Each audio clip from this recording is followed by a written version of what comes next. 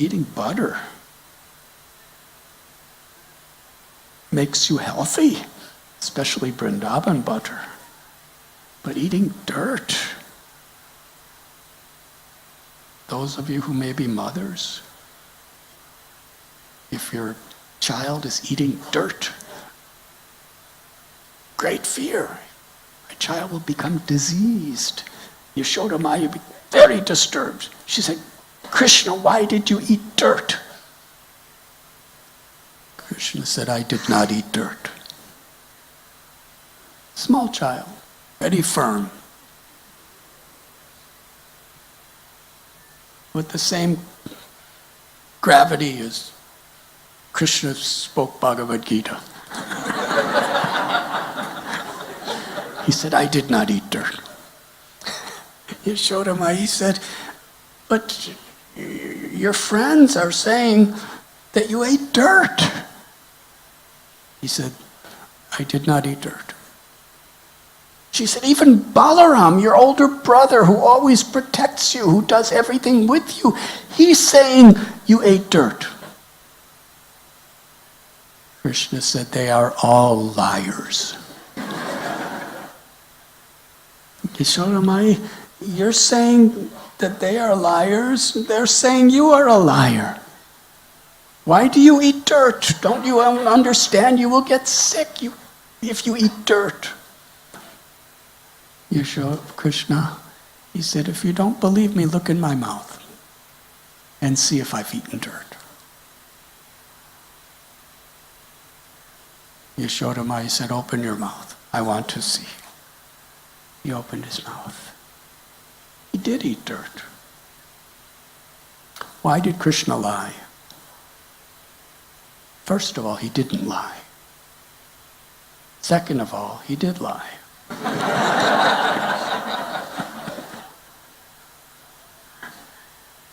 In Krishna, all contradictions, all apparent contradictions are harmonized. I can't explain, but I will try to explain. It's a contradiction also. How can we describe Krishna, who's indescribable? We can describe the indescribable by describing him. But it's indescribable. But still, Krishna is described according to our capacity. Great Vaishnava poets, they say that trying to describe Krishna's qualities, Krishna's beauty, Krishna's pastimes is like trying to explain the entire sky and all of outer space. But just like a bird, there's little birds, there's big birds. There's not much difference between the two when we think of the sky. The bird will fly as high as he can go. So similarly, that's all we could do. Krishna's indescribable, he's infinite. We're Vibhinamsa.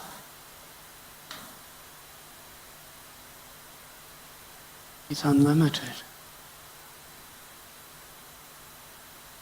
But simply by our effort, Krishna reveals himself. So, Krishna is the absolute truth. All truths are, he's Param Tattva, the supreme truth. Krishna tells in Bhagavad Gita, there is no truth superior to me. Everything rests in me like pearls are strung in a thread. So the absolute truth cannot lie. So first of all, everything's already inside of Krishna.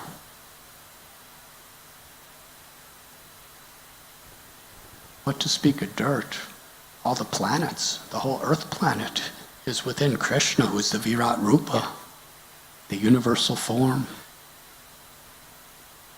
But Krishna when he does apparently tell a lie, it's only for one purpose: to increase the love of his mother.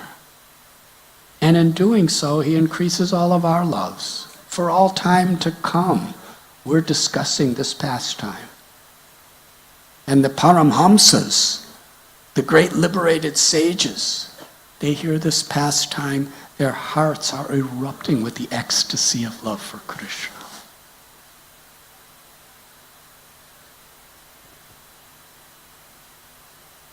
Because little children lie sometimes. And Krishna was appearing just like a little child, ever increasing his mother's loving affection.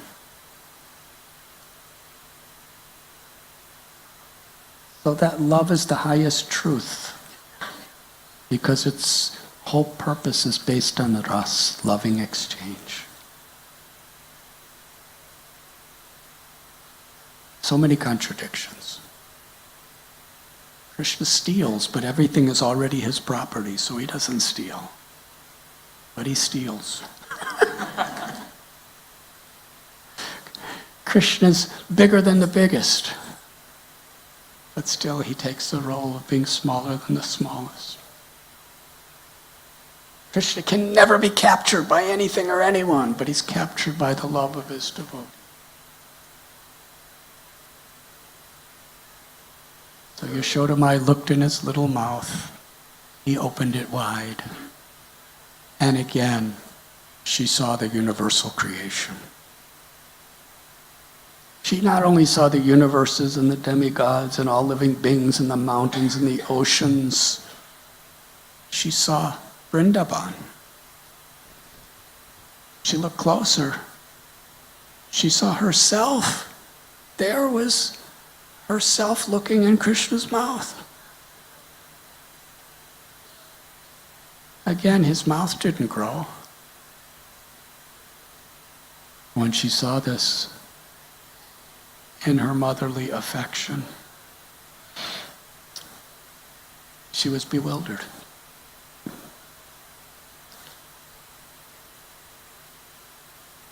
She was thinking, who is my son? I'm thinking he's my son. I'm thinking Nanda Maharaj is my husband.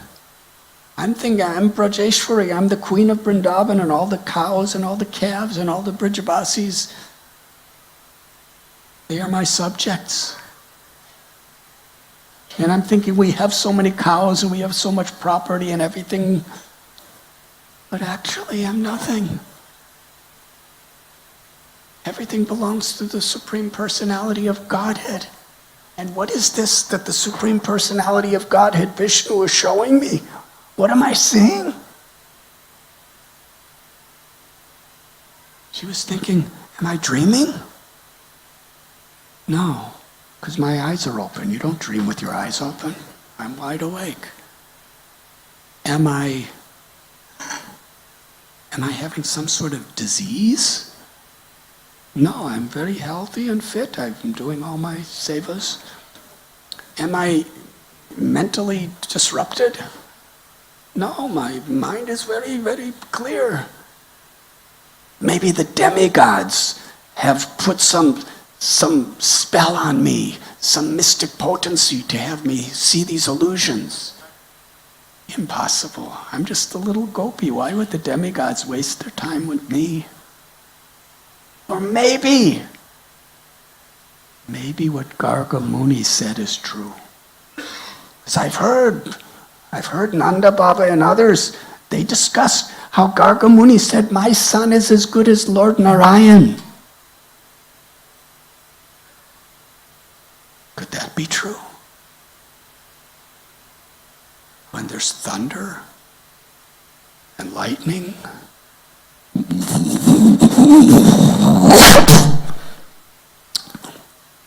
Krishna hears it, he sees the lightning, he comes running to me, crying, trembling in fear, and he can't be pacified until I embrace him and lay him down beside me. Narayan is not fearful. And when Krishna's hungry, he cries and begs me and will not be pacified until I feed him. He can't control the senses. Narayan is Yogeshwar. He's the Lord of all yogis. My son, when he's thirsty for my milk, he'll cry until I give him milk.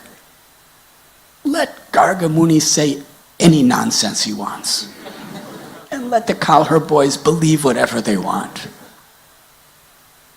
But I know that Krishna's only my son. And Krishna knows that I am his mother. And that's all. What I know and what Krishna knows is the truth. And when she was thinking like this, she was becoming more and more bewildered by what she was seeing in his mouth. And then Krishna closed his mouth and smiled. And seeing the sweetness of her little child, Krishna, Yashoda Mai completely forgot what she had just seen. She embraced Krishna. And Krishna looked so hungry. So again, Yashoda Mai nourished Krishna with her love.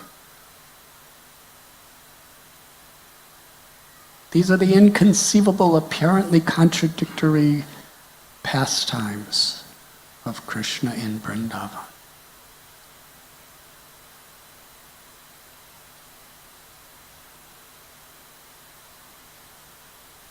After some time, Krishna entered into his Poganda Leela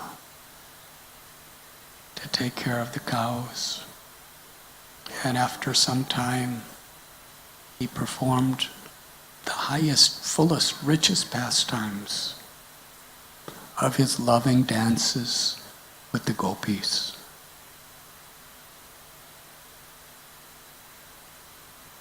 The love of the gopis is the purest, highest expression of spiritual love.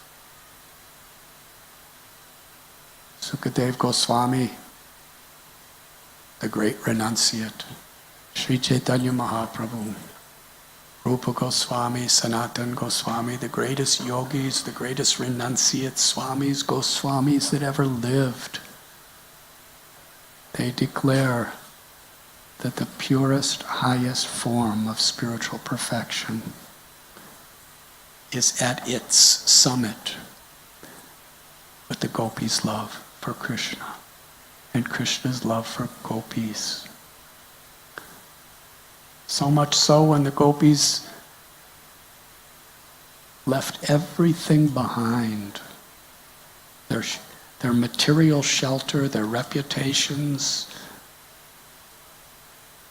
their everything, for Krishna's pleasure. This is just before the rasa dance began. Krishna told gopis, your love is so pure that even an entire lifetime of Brahma with everything I have, I can never repay you. I am yours forever. Let the love that you are experiencing in your heart be satisfied with that, because there's no power I have to repay you. That is the debt that Krishna feels for the gopis' love. Today, Janmashtami, is the day Krishna appears within this world to reveal these super excellent pastimes. By hearing about them, by speaking about them, by remembering them, we become completely purified. It may take some time. But whatever time it may take is only a moment when we appreciate the value what Lord Chaitanya Mahaprabhu has given us, what Srila Prabhupada gave his life to share with us. Where there's a great legacy, there's a great responsibility.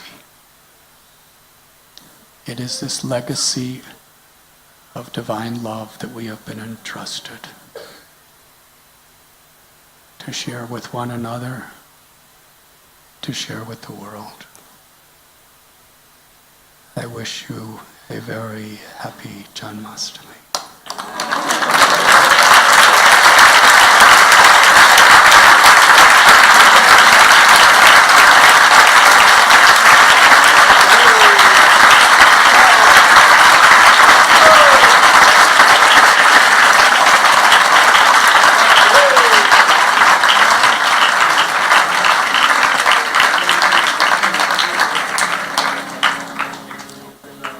Shall we dance?